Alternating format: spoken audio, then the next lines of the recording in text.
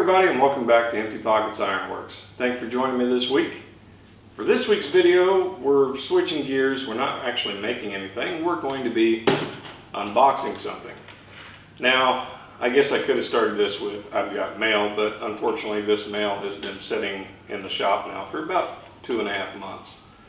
I have an upcoming project that requires a stick welder, and in my arsenal of equipment, I didn't have a stick welder. Previously I had access to it, but if you're familiar with the channel, you know that our family shop actually burned down, and we lost everything that was in that shop. One of the things that was in there was the old tombstone style Lincoln welder. And for the project at hand, I had actually, I had access to a stick welder before, and then of course now it's toast, literally. Searching around online, I was able to find the Hobart Stickmate 160i Welder for around $400. All the reviews seem to be really good, and being in the position that we are as Empty Pockets Ironworks, it's hard to spend money on equipment. So I thought I'd share that with you guys today. We'll unbox it, we'll plug it in, and we'll give this thing a whirl and see how it goes. Now, the Stickmate 160i is a dual voltage DC stick welder. Being dual voltage, you can run 120 or 240, 230.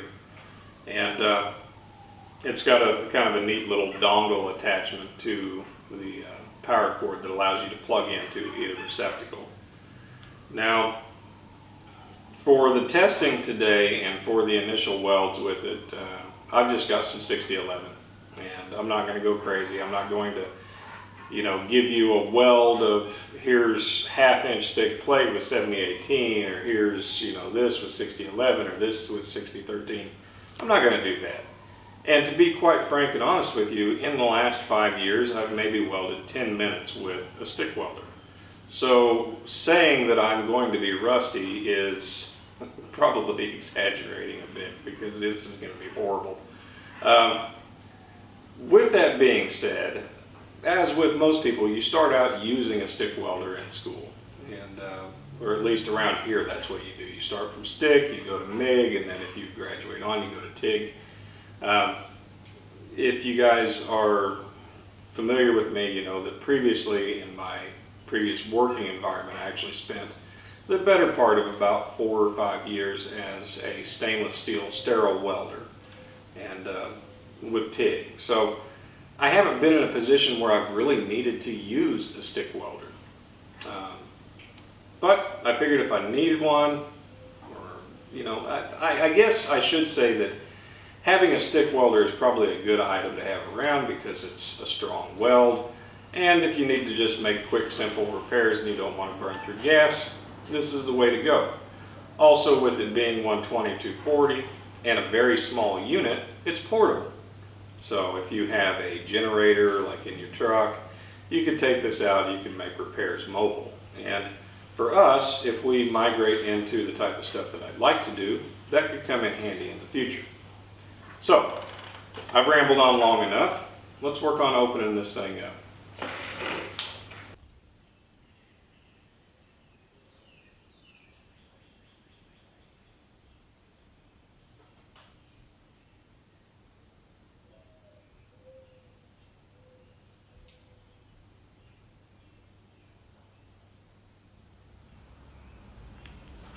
Now, I have to say before we get started here, again, I need to stress that I am not sponsored by, associated with, affiliated, nor do I even know anybody that works for Hobart.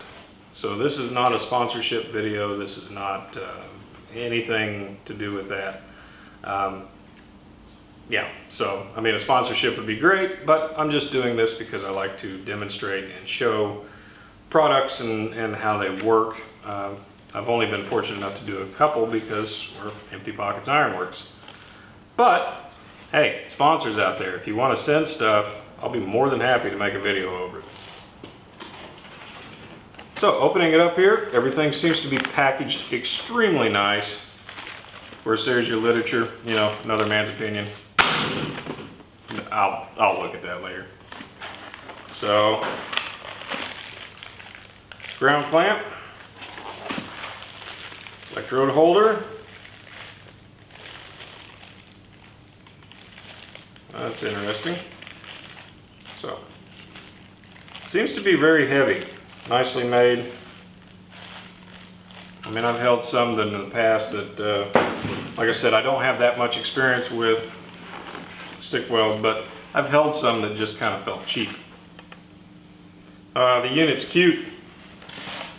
It really is. It's very small.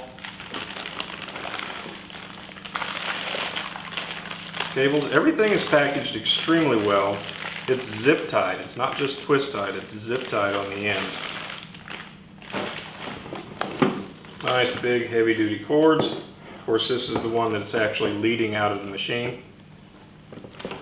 And here is your 110 converter, and then this is your 220 converter. Which, that's pretty cool because it allows you to plug this into a different style plug. This is a twist lock style plug. And of course this is like what I run over here, which is just your push in. Comes standard on most of your 220 equipment, 240. Now, I will say, even though I work in a maintenance environment, I'm not the most technical person on the face of the earth as far as terminology is concerned. So, please don't blast me in the comments that, hey, this is such and such and such and such, and you called it something different. I know, I get it. Okay, this is an honest poor guy's review, so if you're sticking with me, thank you. And there's the machine.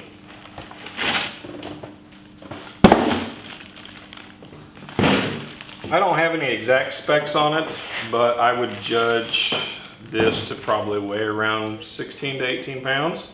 It doesn't quite feel 20. Now then, as I said before, this thing is packaged extremely well. Very impressed with their packaging. And I wish that you could smell what I smell too. As I was growing up, one of my favorite things ever was new equipment, whether it be stereo or gaming systems. Hey, don't judge, I still game. But I always loved the smell of new electronics. The packaging, I don't know. I'm getting that sensation right now. It's really quite pleasant.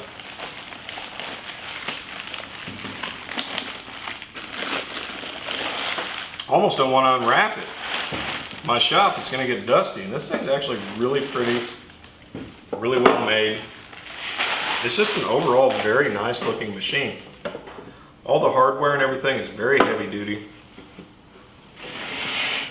There you can see the front.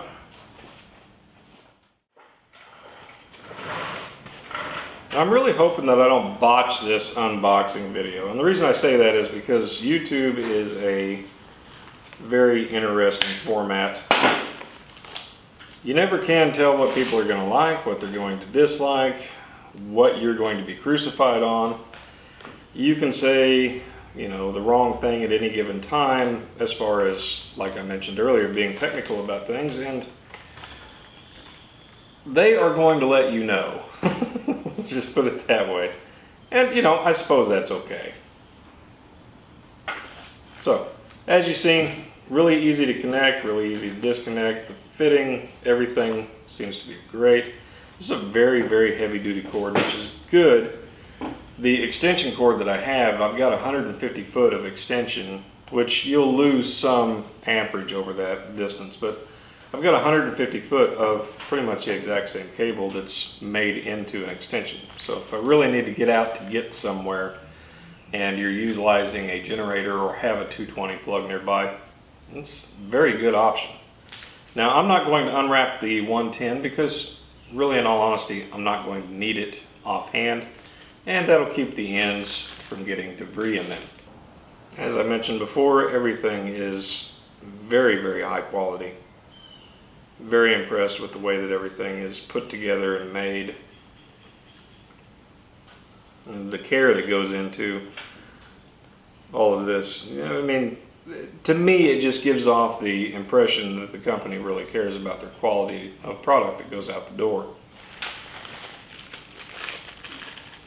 I mean, even the plastic is tucked in inside the handle.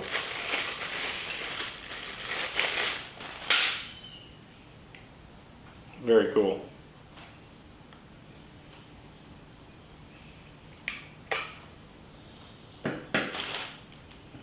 And this looks like it's already, yeah, this is already pre-stripped. So of course then you'll feed through the plastic and into here. And then inside of here, it actually, oh, this is cool. It actually comes with, and it probably tells you in the instructions, but it actually comes with extra plate and 2 lock nuts, or set screws, I guess I should say. In this case, they're lugs, but, and the Allen wrench for them, which is really cool.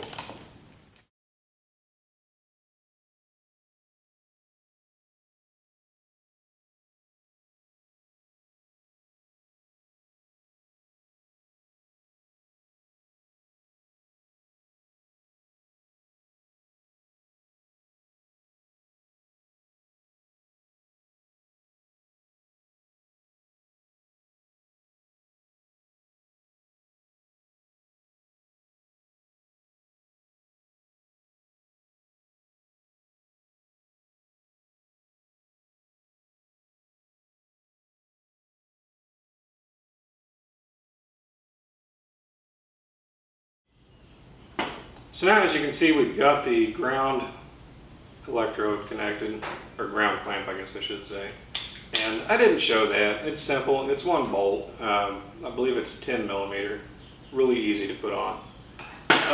But I did want to talk real briefly about the warranty. Now, with any sort of equipment that you purchase, you always want to be sure that it has an outstanding warranty. At least one that's going to cover you in the event of an unfortunate failure of the piece of equipment. It's a machine. Things can fail. They can fail right out of the box. I have not plugged this in yet. I don't even know if it's going to work. I would assume that it will. I hope that it does. But it's always good to have that peace of mind that it's covered by a warranty. And that oftentimes leads into things like the plasma cutters and stuff that we use here in the shop. Oftentimes they are, and this is not racial in any way, but oftentimes they are Chinese of origin, and the warranties that are implied on those are usually not the greatest. Hobart offers an industrial 531 warranty. Now, looking at it, the paperwork itself, it just kind of asks how you're going to be using the machine, how often, that sort of thing. And then of course you send it in with your purchase date and price.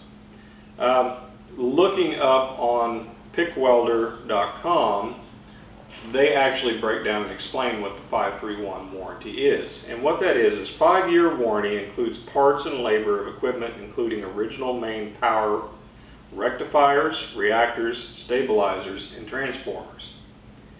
The 3-year warranty, parts and labor of all equipment like drive systems, idle module, PC boards, rotors, stators, brushes, solenoids, valves, spot welder transformer, switches, and controls. And then your 1-year warranty covers all small gadgets are included as such accessories, torch guns, contactors, spool guns, remote controls, water cooling systems, and some specified batteries.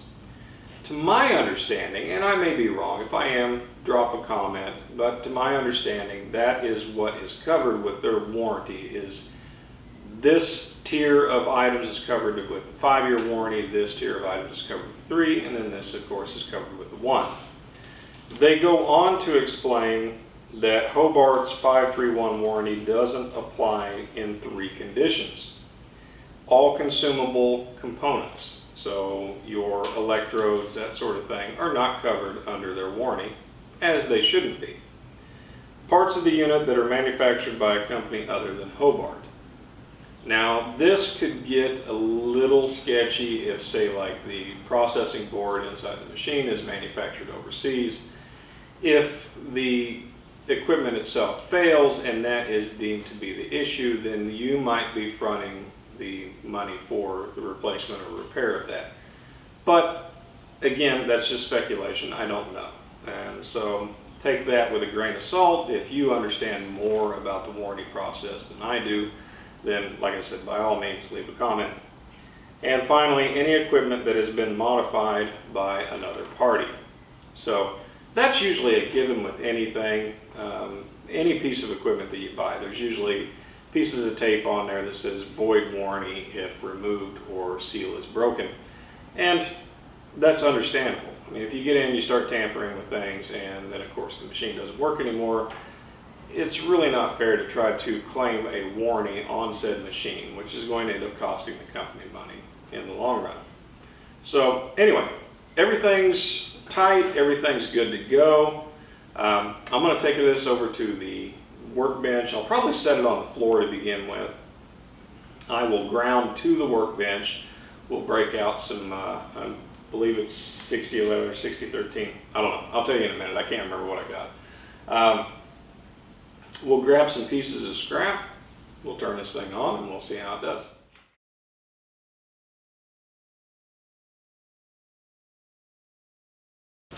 Alright, for the first initial test here, I've got the machine plugged in. I have 6011 Hobart brand electrodes. Of course, this is just a piece of 4-inch channel iron. I believe it's 3/16 thick. Yeah, it's not real thick. This here is just some 1/8-inch angle iron. This is another piece. I don't have a whole lot of scrap in the shop. We try to utilize everything that we can.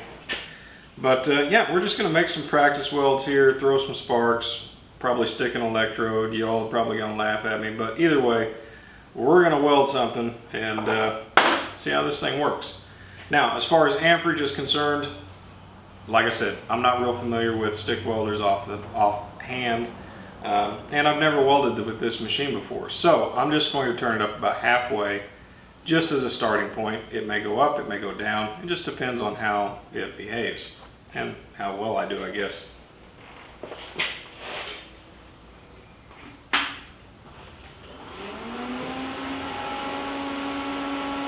Pretty quiet machine. It does have the typical sound that most welders have got. So I think instead of trying to, off the bat, weld something together, I'm just going to try to run a bead or see if I can get it to start.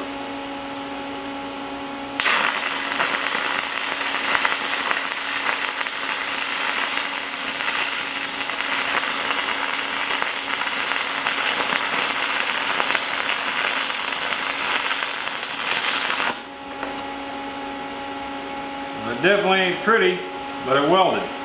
So,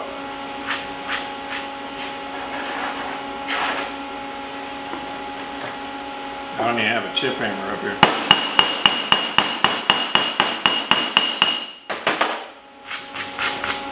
I'll zoom in on this later, but that's actually not a bad weld. You can kind of see where I'm trying to loop everything together. So, it worked out good. Amazing how quick this thing started. I have never messed with a stick welder that started that easy. So let's try to actually weld this on here. I'm going to leave the amperage where it's at, and I'm just going to drag my direction.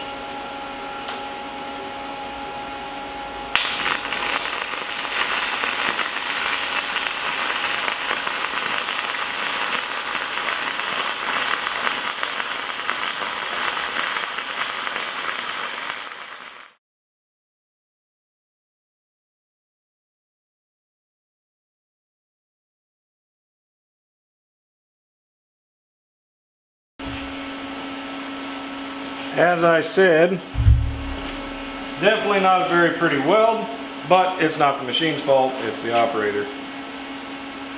But I honestly think with, I don't know, just a little bit of practice with this thing, you can kind of see in this one, and I'll zoom in here in just a bit, even though it's ugly. I will show you how the pattern and everything started to form. Actually not too bad. And if this one doesn't seem to be the amperage is right, I may adjust it midstream. So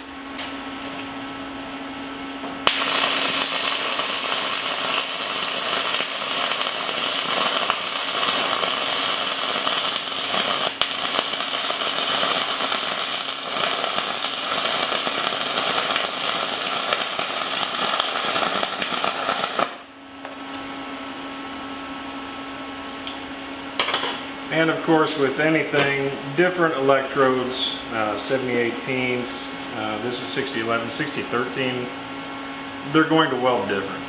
And like I said, I'm going to need a lot of practice with this thing.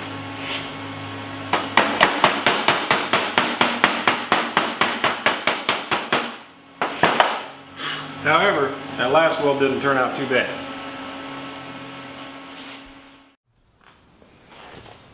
Okay, so as you can see here, I'm no professional, don't claim to be, and honestly, I'll probably utilize the arc welder as little as possible just because I'm a MIG and TIG guy.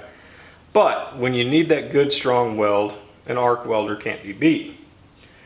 Okay, this was the first initial weld with this, just on flat surface, 6011 at about 90 amps.